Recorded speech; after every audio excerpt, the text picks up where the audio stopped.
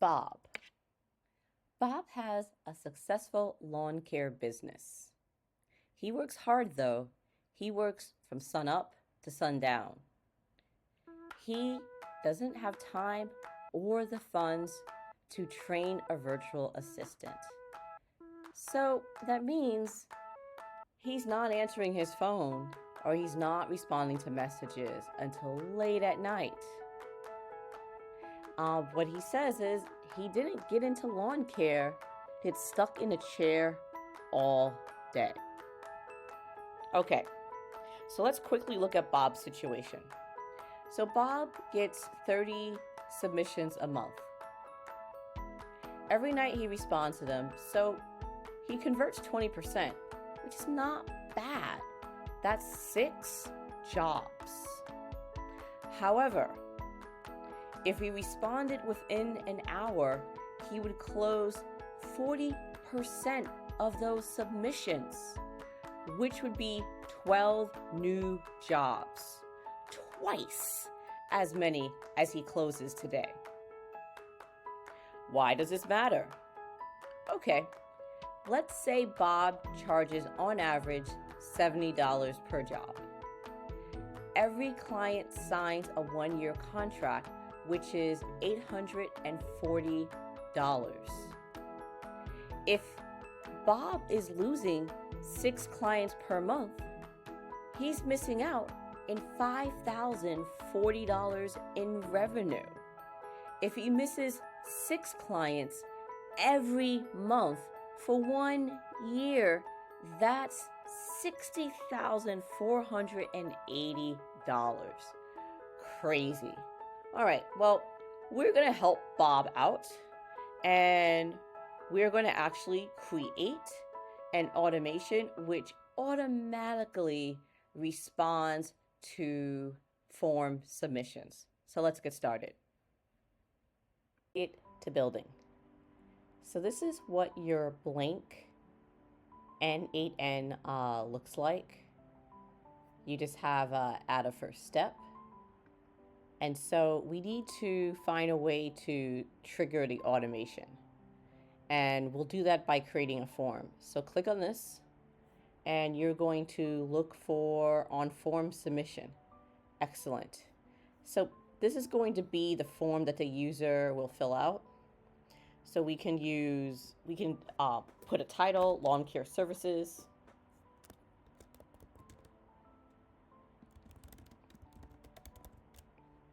And finally, we're going to add form elements. So first one, we'd like the first name. The text, I am doing this a little bit fast. So this is a different element types that we can use. We have email, drop down, password, radio buttons, and for first name, we're just going to have text. We will make this a required field. The next information we would like in this form be phone number. So here we look for, I think it's just number here. So for phone number, sometimes you have a dash. And so I'm just going to keep it as text. The field name is phone number. I'm going to put phone number over here. And once again, we're going to make this required field. The next, we're going to ask the client what services are they interested in. So the name of this field is what services are you interested in? And instead of text, we're going to make this into radio buttons. So they're going to have a choice. The first choice will be mowing. Let's see what else is typical. Weed control.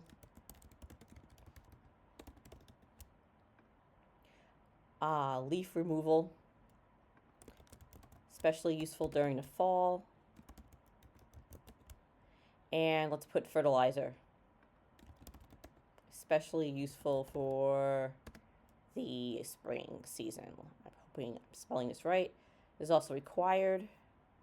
And finally, we would like their email address. So go here to add form element.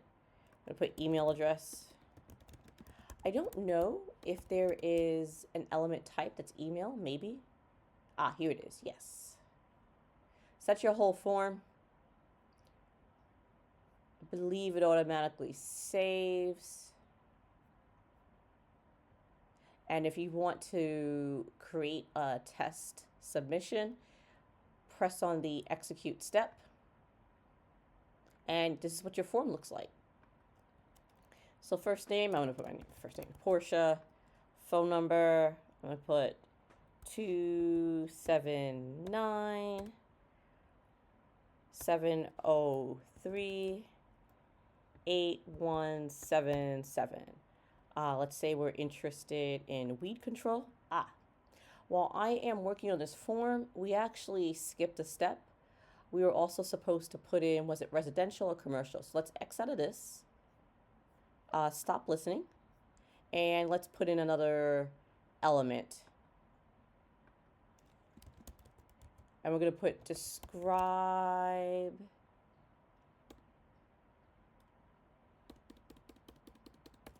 Are you interested in commercial or residential? There's probably a better way to word this. And we're going to make this actually a radio button. So the first one will be commercial, and the second one will be residential. Let's put services.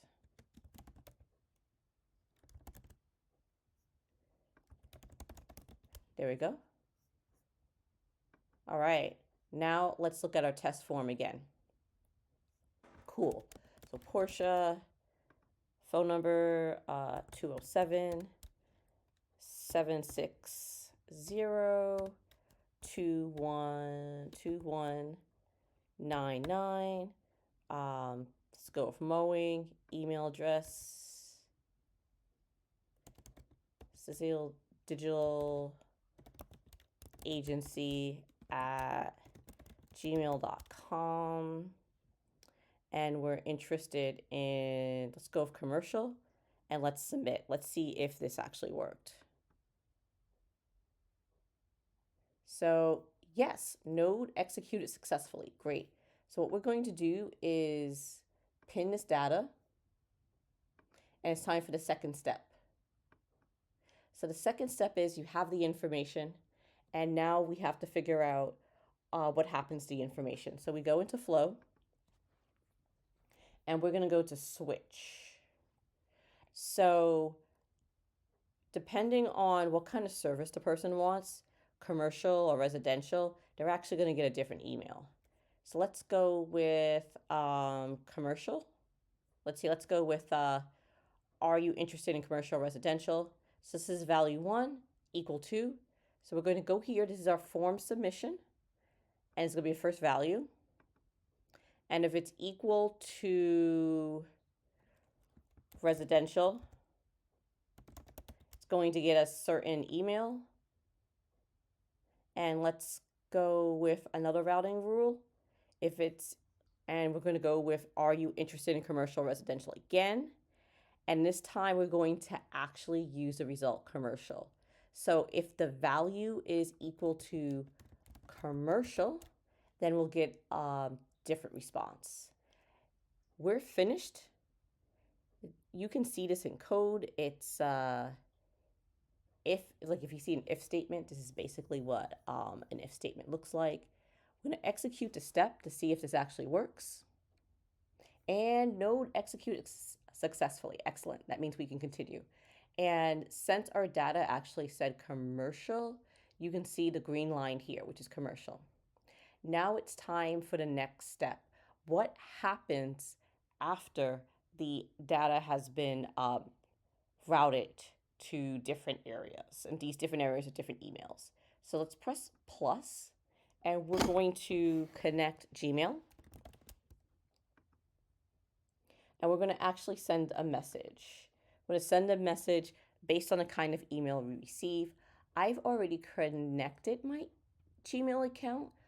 If you need some help in terms of how to connect your different email account, I can actually do a video on that. You can leave a comment below. We're going to send, and so in order to get this information, we're going to look at the on form submission again. So is this email address, cecildigitalagency@gmail.com. And we're going to put in commercial, or we can actually put it in here, result, or we could write this, commercial lawn services. There we go. This email type is going to be text, and we're going to say hello. In this case, the name is Portia. If you look below the box, you can see what the result looks like. And I actually have this written somewhere. Let me find it. So this is commercial. Oh, wait a second. I think this is the first one. So if this is the first one, I made an error. This actually should be residential. Let's look at this again. I'm sorry. So this first one is actually residential. So we actually have to do this again. So I'm actually going to put residential.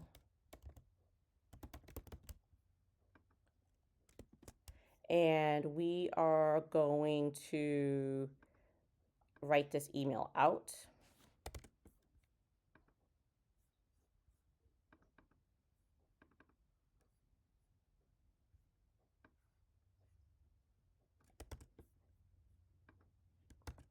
Okay, so thank you for choosing local lawn care.